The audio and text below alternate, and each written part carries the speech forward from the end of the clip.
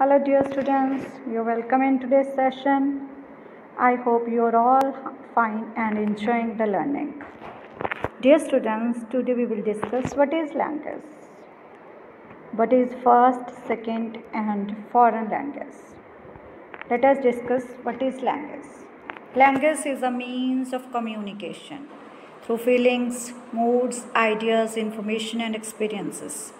ਕੀ ਹੈ ਭਾਸ਼ਾ? ਭਾਸ਼ਾ ਹੈ ਕਮਿਊਨੀਕੇਟ ਕਰਨਾ, ਆਪਣੇ ਵਿਚਾਰਾਂ ਨੂੰ ਦੂਸਰਿਆਂ ਤੱਕ ਪਹੁੰਚਾਉਣਾ, ਆਪਣੀ ਕਿਸੇ ਗੱਲ ਨੂੰ, ਆਪਣੀ ਕਿਸੇ ਜਾਣਕਾਰੀ ਨੂੰ, ਆਪਣੇ ਅਨੁਭਵ ਨੂੰ ਕਿਸੇ ਤੱਕ ਪਹੁੰਚਾਉਣਾ।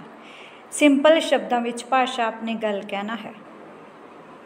ਇਹ ਸਿੰਬਲਸ ਦੀ ਸਹਾਇਤਾ ਨਾਲ ਵੀ ਉਸਦਾ ਸਾਊਂਡਸ, ਜੈਸਚਰਸ, ਸਿਗਨਲ ਕਿਸੇ ਵੀ ਸਹਾਇਤਾ ਨਾਲ ਹੋ ਸਕਦਾ ਹੈ। ਕਈ ਜਿਹੜੀਆਂ ਭਾਸ਼ਾਵਾਂ ਨੇ ਉਹ ਲਿਖਤੀ ਨਹੀਂ ਹੁੰਦੀਆਂ, ਸਿਰਫ ਓਰਲੀ ਹੁੰਦੀਆਂ ਨੇ।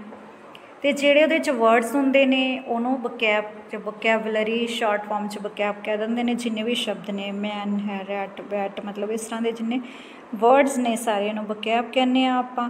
ਸਾਰੇ ਹਿਊਮਨ ਐਕਟੀਵਿਟੀਜ਼ ਦਾ ਇਹ ਬੇਸ ਹੈ, ਕਿਉਂਕਿ ਭਾਸ਼ਾ ਤੋਂ ਬਿਨਾਂ ਕੁਛ ਵੀ ਸੰਭਵ ਨਹੀਂ। ਸੋਚੋ ਜ਼ਰਾ, ਅਗਰ ਆਪਾਂ ਬੋਲ ਕੇ ਇੱਕ ਦੂਜੇ ਨਾਲ ਗੱਲ ਨਾ ਕਰ ਸਕਦੇ ਹੋਈਏ ਤਾਂ ਕੀ ਹੋਵੇ? ਤਾਂ ਸਾਡੀਆਂ ਅੱਧੀਆਂ ਗੱਲਾਂ ਮਨ ਦੇ ਵਿੱਚ ਹੀ ਰਹਿ ਜਾਣ। ਰਿਟਨ ਵੀ ਅਸੀਂ ਕਹਿ ਸਕਦੇ ਹਾਂ, ਪਰ ਜੋ ਬੋਲ ਕੇ ਅਸੀਂ ਆਪਣੇ ਵਿਚਾਰ ਐਕਸਪ੍ਰੈਸ ਕਰ ਸਕਦੇ ਹਾਂ ਉਹ ਸਭ ਤੋਂ ਜ਼ਿਆਦਾ ਜ਼ਰੂਰੀ ਨੇ। ਜਿਹੜਾ ਸ਼ਬਦ ਹੈ ਲੈਂਗੁਏਜ, ਇਹ ਡਿਰਾਈਵ ਕਿੱਥੋਂ ਹੈ, ਕਿੱਥੋਂ ਆਇਆ? ਇਹ ਲੈਟਿਨ ਭਾਸ਼ਾ ਦਾ ਸ਼ਬਦ ਸੀ ਲਿੰਗੂਆ। ਕੀ ਹੈ ਲੈਟਿਨ ਭਾਸ਼ਾ ਦਾ ਸ਼ਬਦ? ਲਿੰਗੂਆ।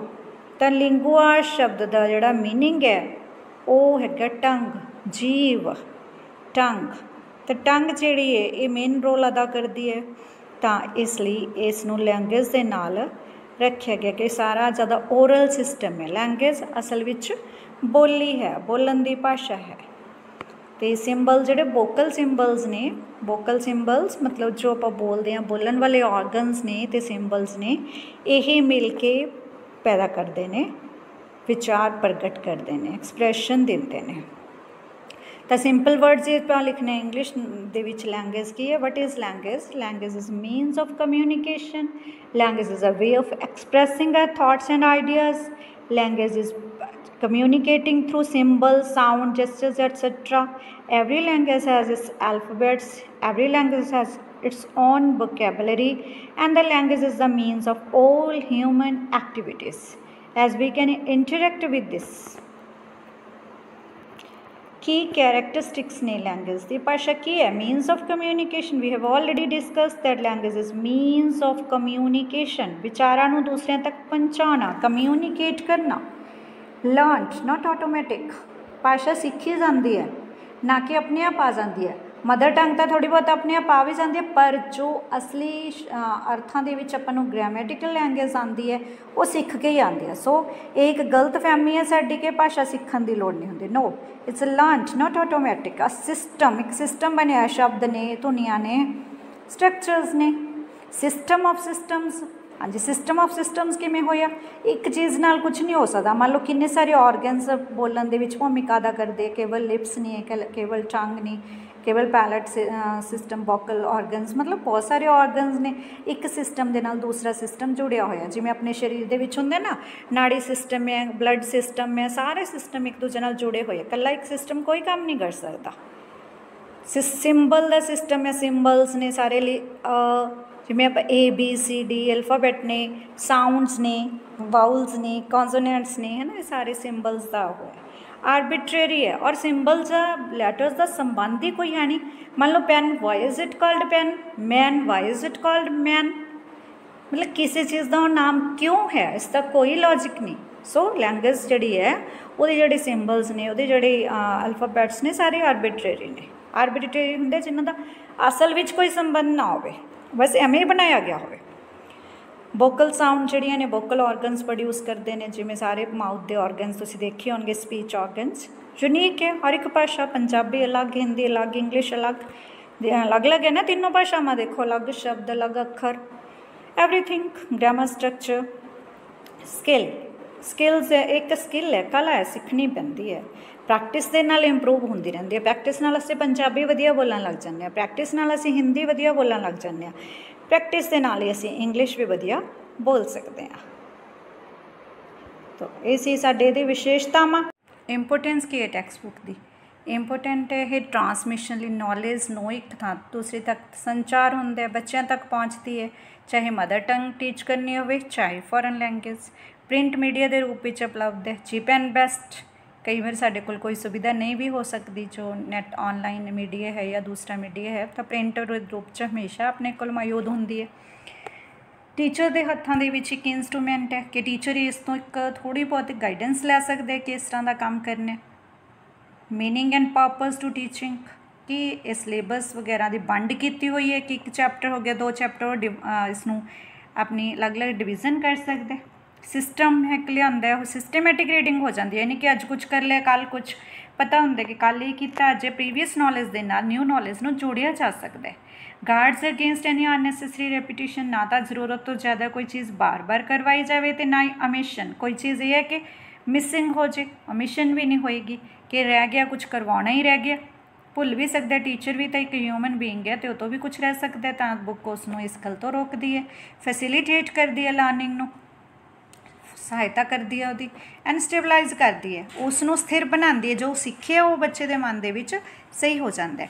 ਪ੍ਰੈਜੈਂਟੇਸ਼ਨ ਜਿਹੜੀ ਕੰਕਰੀਟ ਫਾਰਮ ਦੇ ਵਿੱਚ ਸਾਹਮਣੇ ਹੈ, ਸਬੂਤ ਦੇ ਰੂਪ ਦੇ ਵਿੱਚ, ਇਹ ਨਹੀਂ ਕਿ ਕੋਈ ਚੀਜ਼ ਲੁਕੀ ਹੋਈ ਹੈ ਪਤਾ ਨਹੀਂ। ਸਿਲੈਕਟਡ ਐਂਡ ਗ੍ਰੇਡਡ ਵੋਕੈਬਲਰੀ, ਜਿੰਨੀ ਬੱਚੇ ਦੇ ਕਲਾਸ ਦੇ ਮੈਂਟਲ ਲੈਵਲ ਦੇ ਅਕੋਰਡਿੰਗ ਹੈ ਉਨੀ ਗ੍ਰੇਡਡ ਅਤੇ ਸਿਲੈਕਟਡ ਵੋਕੈਬਲਰੀ ਪ੍ਰੈਜ਼ੈਂਟ ਕਰਦੀ ਹੈ। ਇਨਕਰੇਜ ਕਰਦੀ ਹੈ ਸੈਲਫ ਐਜੂਕੇਸ਼ਨ। ਜੇ ਆਪਾਂ ਕਹਿੰਦੇ ਕਿ ਲਿਮਿਟਾਈਜ਼ ਕਰਦੇ, ਨੋ, ਜੇ ਉਹਦੇ ਵਿੱਚ ਬੱਚੇ ਇੱਕ ਵਰਡ ਦੇਖਦਾ ਤਾਂ ਉਹ ਹੋਰ ਵਰਡਸ ਬਾਰੇ ਜਾਣਨ ਦੀ ਇੱਛਾ ਰੱਖਦਾ, ਇੱਕ ਕਹਾਣੀ ਪੜ੍ਹਦਾ ਉਹਦੇ ਨਾਲ ਦੀਆਂ ਹੋਰ ਕਹਾਣੀਆਂ ਜਾਣਨ ਦੀ ਇੱਛਾ ਰੱਖਦਾ, ਕੋਈ ਇੱਕ ਸੈਂਟੈਂਸ ਹੈ ਉਸ ਤਰ੍ਹਾਂ ਦੇ ਹੋਰ ਸੈਂਟੈਂਸਸ ਲੱਭਣ ਦੀ ਕੋਸ਼ਿਸ਼ ਕਰਦਾ। ਤਾਂ ਇੰਡੀਪੈਂਡੈਂਟ ਰੀਡਿੰਗ ਅਤੇ ਸੈਲਫ ਰੀਡਿੰਗ ਨੂੰ ਵੀ ਇਹ ਮੋਟੀਵੇਟ ਕਰਦੀ ਹੈ। ਇਸ ਦਾ ਇਹ ਫਾਇਦਾ ਹੁੰਦਾ। ਇੰਬੋਡੀਜ਼ ਨੌਲੇਜ ਵਰਕਡ ਓਵਰ, ਕਿ ਨੌਲੇਜ ਜਿਹੜੀ ਸੈਵਰਲ ਮਾਈਂਡਸ, ਤੁਹਾਨੂੰ ਪਤਾ ਬੇਟਾ ਟੈਕਸਟ ਬੁੱਕ ਬਣਾਉਣ ਵਾਸਤੇ ਕਾਫੀ ਐਕਸਪਰਟ ਮਾਈਂਡ ਕੰਮ ਕਰਦੇ ਨੇ। ਪੜ੍ਹਾਉਣ ਵਾਲਾ ਤਾਂ ਇੱਕੋ ਹੀ ਟੀਚਰ ਹੋਊਗਾ, ਪਰ ਇੰਨੇ ਐਕਸਪਰਟ ਮਾਈਂਡਸ ਦੁਆਰਾ ਬੁੱਕ ਤਿਆਰ ਕੀਤੀ ਜਾਂਦੀ ਹੈ, ਤੁਹਾਡੇ ਸਾਹਮਣੇ ਆਉਂਦੀ ਹੈ, ਤਾਂ ਇਸ ਕਰਕੇ ਕਾਫੀ ਜ਼ਿਆਦਾ ਵਧੀਆ ਨੌਲੇਜ ਦਾ ਸਾਧਨ ਹੋ ਸਕਦੀ ਹੈ। Provide stimulus to peoples, source of attraction, ਬੱਚਿਆਂ ਨੂੰ ਦੇਖਣ 'ਚ ਸੋਹਣੀ ਲੱਗਦੀ ਹੈ। ਜੇ ਬੁੱਕ ਹੱਥ 'ਚ ਨਹੀਂ ਹੋਊਗੀ ਤਾਂ ਬੱਚਾ ਵੀ ਇਸ ਤਰ੍ਹਾਂ ਫੀਲ ਕਰੇਗਾ ਕਿ ਉਸ ਕੋਲ ਕੁਛ ਵੀ ਕੋਈ ਸਾਧਨ ਨਹੀਂ ਹੈ, ਔਰ ਉਹਨਾਂ ਨੂੰ ਮੋਟੀਵੇਸ਼ਨ ਦਾ ਉਹਦੇ ਵਿੱਚ ਲਿਖੀਆਂ ਹੋਈਆਂ ਗੱਲਾਂ ਨਾਲ ਕਈ ਵਾਰ ਵਿਦਿਆਰਥੀ ਮੋਟੀਵੇਟ ਵੀ ਹੁੰਦਾ। ਸ਼ਰਤ ਇਹ ਹੈ ਕਿ ਉਹਦੇ ਵਿੱਚ ਵਧੀਆ ਚੀਜ਼ਾਂ ਹੋਣ, ਅਟਰੈਕਸ਼ਨ ਦਾ ਸੋਰਸ ਹੋਵੇ। ਪਰ ਇੰਨਾ ਸਾਰਾ ਕੁਛ ਹੈ, ਤੁਹਾਨੂੰ ਪਤਾ ਲਿਮਿਟੇਸ਼ਨਸ ਹਰ ਇੱਕ ਚੀਜ਼ ਦੀਆਂ ਵੈਸੇ ਹੈਗੀਆਂ ਨੇ, ਪਰ ਇਹ ਜਿਹੜੀ ਹੈ ਨੌਲੇਜ ਨੂੰ ਲਿਮਿਟਾਈਜ਼ ਤਾਂ ਕਰਦੀ ਹੈ ਕਿ ਬੱਚਾ ਓਨਾ ਕਿ ਸਿੱਖਣ ਦੀ ਕੋਸ਼ਿਸ਼ ਕਰਦਾ। ਬੱਚੇ ਨੂੰ ਪਤਾ ਕਿ ਇਹਦੇ 'ਚੋਂ ਪੇਪਰ ਆਉਣਾ ਤਾਂ ਇੰਨਾ ਹੀ ਕਰਨਾ, ਰਿਜ਼ਿਡ ਜਿਹਾ ਹੋ ਜਾਂਦਾ ਬੱਚਾ, ਉਸ ਦੀ ਆਪਣੀ ਇਮੈਜੀਨੇਸ਼ਨ ਜਾਂ ਦਿਮਾਗ ਤੋਂ ਕੰਮ ਹੀ ਨਹੀਂ ਲੈਂਦਾ, ਬਸ ਓਨਾ ਕੰਮ ਕਰਦਾ।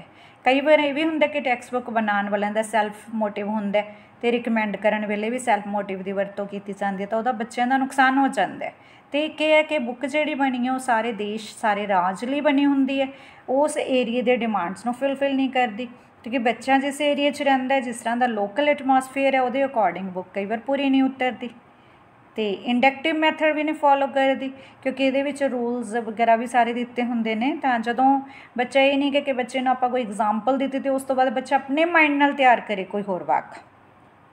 ਇਸ ਕਰਕੇ ਸੈਕੰਡਰੀ ਐਜੂਕੇਸ਼ਨ ਕਮਿਸ਼ਨ ਨੇ ਵੀ ਕਿਹਾ ਸੀ ਕਿ ਪੁਰਾਣੀਆਂ ਕਿਤਾਬਾਂ ਜਿਹੜੀਆਂ ਉਹਨਾਂ ਨੂੰ ਚੇਂਜ ਦੀ ਲੋੜ ਹੈ, ਇੰਪਰੂਵਮੈਂਟ ਦੀ ਲੋੜ ਹੈ।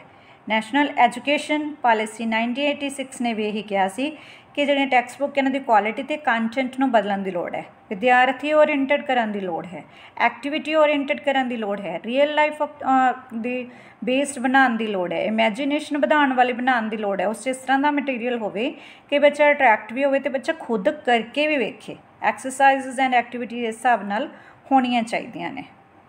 ਹੁਣ ਇੰਨਾ ਸਾਰਾ ਕੁਝ ਹੋਣ ਦੇ ਬਾਵਜੂਦ ਇੱਕ ਪ੍ਰਸ਼ਨ ਆਉਂਦਾ, ਕੈਨ ਵੀ ਡੂ ਅਵੇ ਵਿਦ ਟੈਕਸਟ ਬੁੱਕ, ਕੀ ਅਸੀਂ ਇਹਨਾਂ ਤੋਂ ਬਿਨਾਂ ਰਹਿ ਸਕਦੇ ਹਾਂ? ਸਾਨੂੰ ਪਤਾ ਹੈ ਕਿ ਇਹ ਐਂਡ ਆਫ ਐਜੂਕੇਸ਼ਨ ਨਹੀਂ ਹੈ। ਸਾਨੂੰ ਪਤਾ ਹੈ ਕਿ ਮੈਂਟਲ ਐਬਿਲਿਟੀ ਨੂੰ ਸਟਰੈਸ ਤੰਗ ਕਰਦੀ ਹੈ, ਘਟਾਉਂਦੀ ਹੈ, ਇਮੈਜੀਨੇਸ਼ਨ ਨੂੰ ਮਾਰਦੀ ਹੈ। ਸਾਨੂੰ ਪਤਾ ਹੈ ਕਿ ਲਿਮਿਟਡ ਨੌਲੇਜ ਹੈ। ਸਾਨੂੰ ਪਤਾ ਹੈ ਕਿ ਇਸ ਦਾ ਕਈ ਵਾਰ ਕੰਟੈਂਟ ਵਧੀਆ ਵੀ ਨਹੀਂ ਹੁੰਦਾ। ਸਾਰਾ ਕੁਝ ਪਤਾ ਹੋਣ ਦੇ ਬਾਵਜੂਦ ਕੀ ਅਸੀਂ ਐਫਐਲ ਵਿਲੋਸ ਦੇ ਇਹਨਾਂ ਸ਼ਬਦਾਂ ਨੂੰ ਦਰਕਿਨਾਰ ਕਰ ਦਾਂਗੇ ਕਿ ਬੈਕਗਰਾਊਂਡ ਦੇ ਵਿੱਚ ਘੱਟੋ ਘੱਟ ਇਹ ਹੋਣੀ ਚਾਹੀਦੀ ਹੈ ਜਿਹਦੇ ਨਾਲ ਟਾਈਮ ਅਤੇ ਐਨਰਜੀ ਸੇਵ ਹੋ ਸਕੇ। ਬਿਲਕੁਲ ਸਹੀ ਹੈ ਬੇਟਾ, ਤੁਸੀਂ ਵੀ ਮੇਰੇ ਨਾਲ ਸਹਿਮਤ ਹੋਵੋਗੇ ਕਿ ਟੈਕਸਟ ਬੁੱਕ ਜਿਹੜੀ ਹੈ ਟੀਚਰ ਦੀ ਵੀ ਅਤੇ ਬੱਚੇ ਦੀ ਵੀ ਐਨਰਜੀ ਅਤੇ ਟਾਈਮ ਨੂੰ ਸੇਵ ਕਰਦੀ ਹੈ। ਇਸ ਦੇ ਰੋਲ ਨੂੰ ਇਗਨੋਰ ਨਹੀਂ ਕੀਤਾ ਜਾ ਸਕਦਾ। ਰਸਕਿਨ ਦੇ ਸ਼ਬਦਾਂ 'ਚ ਆਪਾਂ ਗੱਲ ਕਰੀਏ, you might have red all the books in British Museum and you remain an illiterate person, but if you have read some pages of a textbook with real accuracy, you are forever an educated person. ये भी हो सकता तुसीं बहुत सारिया किताबां बिना ध्यान तो बिना तो पढ़ लिया बिना प्लैनिंग तो तुसीं तां भी अनपढ़ रह जाओ तो टैक्सट बुक के कुछ पेज पढ़ के भी पढ़े लिखे हो जाओ। अर्थात की है कि वैल प्लैनड अगर मैटर कंटेंट असीं पढ़ते हाँ तो वह बेनीफिट सानूं होना ही होना।